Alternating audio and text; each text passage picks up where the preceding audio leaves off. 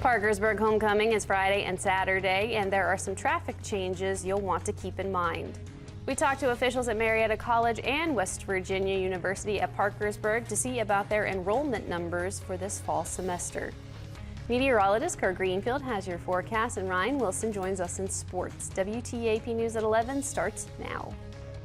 Live from our studios at One Television Plaza, this is WTAP News at 11. Good evening, and thank you for joining us. I'm Phyllis Smith. There will be traffic delays and closures across Parkersburg with the half marathon and the homecoming parade on Saturday. According to Parkersburg Police Chief Matthew Board, the traffic delays will not just be around downtown Parkersburg. They'll be across several different areas in Wood County. These delays and closures are expected to start around 7:30 in the morning. Market Street will close at 12:30 in the afternoon for the parade. Chief Board says you will need to plan accordingly if you are going through the area. If you have doctor's appointments, your child's involved in sports and you're having to travel to a location for that or anything that would get you up, make preparations to leave a little bit earlier because there will be delays. And it's not to be inconvenient, but it's simply for the safety of the participants and the community during this event. So it's the same in years past. Nothing's changed, but there will be delays, so people need to plan accordingly going forward. Chief Board asks that you be patient when dealing with the delays because they are for everyone's safety. Turning to the weather now, meteorologist Kurt Greenfield joins us now with the first look at your forecast. Kirk? Well, we've had some scattered showers this evening, but they're not terribly heavy nor widespread. The Highmark West Virginia Skycam says we're at 72 with 71% relative humidity. The winds are calm at the surface and the pressure 30.01 inch and generally steady. Now, when we take a look at the evening planner, we expect to be about 71 by midnight. We're going to drop just slightly out of the 70s to the 60s as we go through the overnight, but we'll start out with mostly cloudy skies and again, some occasional showers, but not widespread. What will this mean for the rest of the weekend? Well, we'll take a look at that forecast when I return. Back to you. Thank you, Kirk. The opening date of Wood County's new 911 center is still up in the air. The Wood County Commission heard an update from 911 Director Mike Shook on the status of the 911 center during its meeting this morning. Officials initially hoped for the center to open in May, but issues with vendors and state certification pushed that date back. Today, Shook said they're waiting for Intrado, the company that provides some dispatching equipment, to do some final adjustments. Now I got a call into Intrado. They need to send us a technician. As soon as the technician gets here and flips the switch and we run a few tests, we're ready to go active. Shook says it's unclear when a technician from the company will be available. That leaves them with no clear timeline for when the 911 center will open. Officials say the new center will have more resources to offer dispatchers than the current center and provide more space for emergency operations in the county to expand. We talked to officials at Marietta College and West Virginia University at Parkersburg earlier this year about how delays and technical issues with the free application for federal student aid affected applications and enrollment. Our Chase Campbell revisited both schools for an update. Technical issues have plagued the free application for federal student aid, or FAFSA, for months.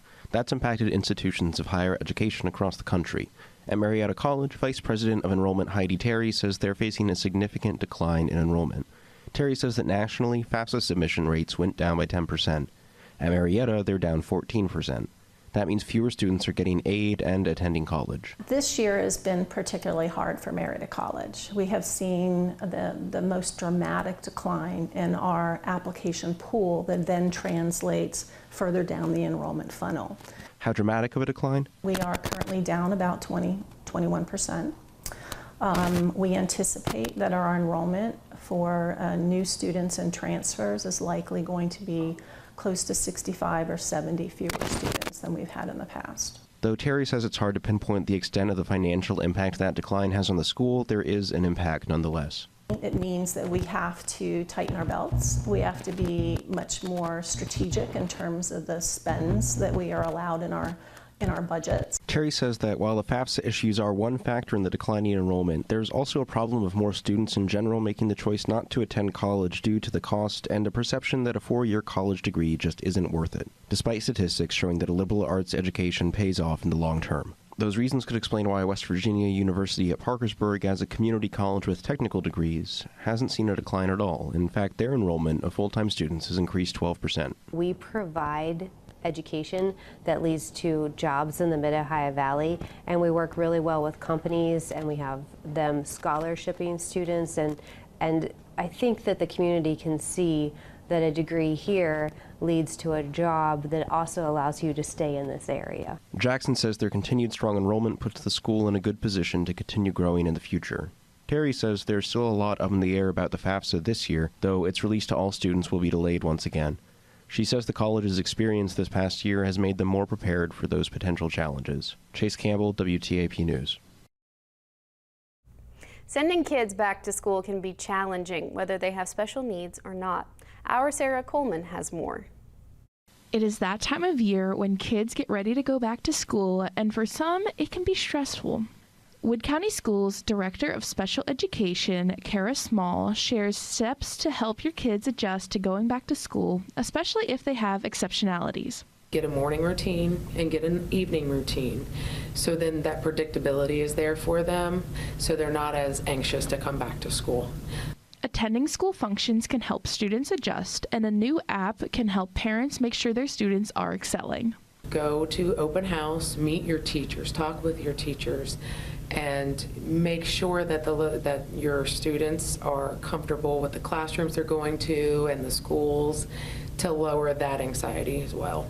I know for Wood County Schools, we are launching our Rooms application, which is going to be all communication between teachers and parents. It's going to be an excellent way for all communications to go across. Letting your kid know who they can turn to when they need help at school can also be helpful. Your child is entering back into a new school year. There's a lot of emotions tied to that.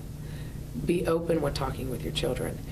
Be open to all of those emotions that they're possibly feeling, and also remind them of the people that they can talk to at school about those emotions. Your teachers, your counselors, your principals, utilize those and make them feel safe and happy and healthy at school. Small added that making sure your student knows the bus number they will be riding on will also help a lot. In Parkersburg, Sarah Coleman for WTAP News.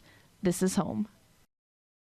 The Doddridge County Fair is happening until this Saturday with many activities and entertainment for people to enjoy. Our Peyton Brooker has more from Doddridge County Park. This year is the 49th annual Doddridge County Fair, and at this time of the year, the Doddridge County Park transforms into a huge fair setting. From the entertainment on the stage to the rodeos on the evening, and just simply the carnival setting makes it a big deal for the county. It is a big deal for us. We love the fair. We give scholarships to our children. It's important to our county. And I work on this all year long. My staff works on this all year long. We love it. The fair will be going until August 17th with many different exhibits, vendors, and activities for all ages to enjoy. Dee Dee adds that she is thankful enough from the Doddridge County Commission and the county park for helping the fair board out. We are so thankful to have the Doddridge County Park. Greg Cottrell is our director, and our county commission, we would love to thank them for always sponsoring our fair.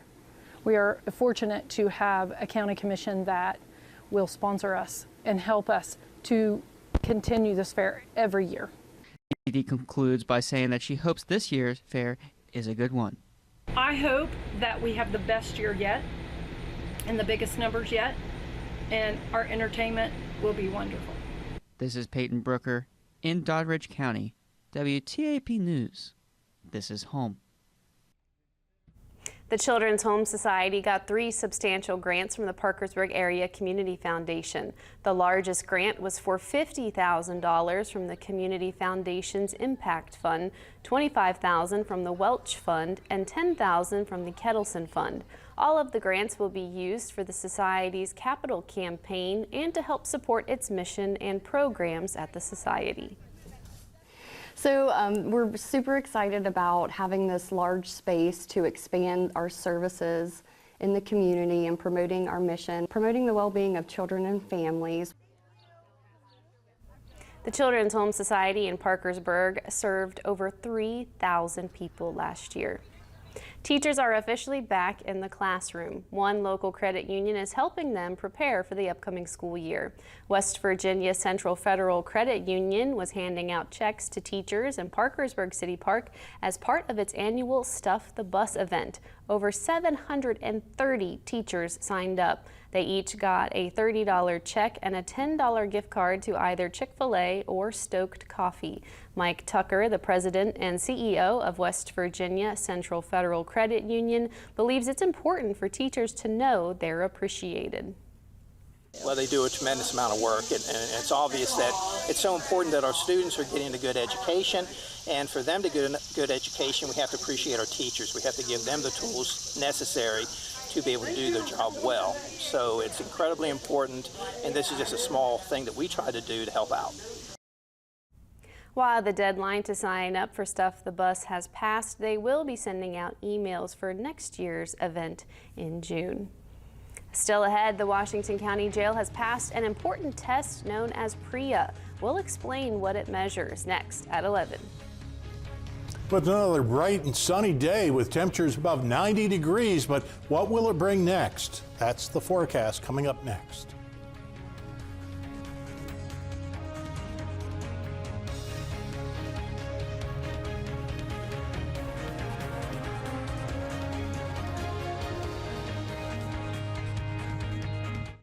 Tonight's news poll is sponsored by Baker & Baker Jewelers and by the Basement Doctor of West Virginia. Make plans now to attend the Parkersburg Homecoming Festival on August 16th and 17th at Point Park in downtown Parkersburg. Experience the homecoming parade, amusement rides, bingo, kids fest, vendors, and more. Celebrate a weekend of great free music with a lineup that includes rising country star Kelsey Hart on Friday night and the always fantastic Johnny Stats Bluegrass Festival on Saturday. For more information on events, attractions, and activities, visit greaterparkersburg.com. Being isolated and lonely can be harmful to your health, resulting in high blood pressure, a greater risk of heart disease, and early onset dementia. So it's important to build and maintain social connections. Try a new hobby, volunteer, exercise, or use your phone or other device to stay in touch. Visit connecttoeffect.org to find resources and ways to stay connected. Presented by AARP Foundation with support from United Healthcare. The American Red Cross announced an emergency appeal for blood donations, and we brought you the story. We lost 19,000 units of blood in July because of heat and disasters and the normal summertime reasons. We told you about the expansion announcement of Akron Children's Hospital to Marietta and Belpre through Marietta Memorial Hospital. And we told you about the Veteran Stand Down event offering support to homeless and at-risk veterans. When it's important to you, you'll see it on TV, the web, or our app. WTAP News. This is home. Hi, I'm Ryan Wilson. It's almost football season here in the Mid-Ohio Valley, and leading up to kickoff, we're going to preview all of our area high school teams from across the MOV. We're taking an in-depth look as the players come together as a team to practice and prepare for the upcoming football season. We'll talk with the coaches and captains for those teams. Each weeknight, we'll preview a new school on WTAP News at 6 with the whole story at 11. WVU Parkersburg is proud to sponsor the high school football First Look. This is home. You're watching WTAP News at 11 with Phyllis Smith, Kirk Greenfield with your pinpoint weather forecast, and Ryan Wilson with sports. The Washington County Jail has passed an important test known as PREA. Our LV Hissom explains what it measures and why it's important. PREA, known as the Prison Rape Elimination Act, was instated in 2003 as a federal law that aims to prevent and eliminate sexual assault of prisoners and staff members in all types of correctional facilities. The Washington County Jail has recently undergone a test in which auditors from the Clarksburg Division of the U.S. Marshals Service determined whether the jail followed the parameters laid out by the PREA Act, ensuring the prevention of inmate-on-inmate and staff-on-inmate misconduct within the correctional facility. The auditors that were here spoke with approximately 20 inmates and several of the staff members just to see what the inside scoop was, if you will. They discussed everything from security to the inmates feeling safe in the facility, to their rights. According to Jail Administrator Major Kevin Carr, the test covered over 45 different standards, which they passed with flying colors. We were compliant on 44 of them. With the 45th, we exceeded the standards. We exceeded the standards in the thoroughness of our applicant background process, as well as our internal employee promotional process. Major Carr says that the jail's success in passing the test all comes down to the faculty and staff who helped the jail to function smoothly and efficiently. So I have to put a lot of this on our staff and our frontline supervisors. Because of them implementing this and following policy and guidelines, they've made this a better place. Very proud of that. Like I said, there's only two agencies that the Marshal Service deals with out of Clarksburg, and us being one of them, I'm very proud of that. In Marietta, LV Hissam for WTAP News. Let's check with meteorologist Kirk Greenfield for another look at the forecast. Kirk?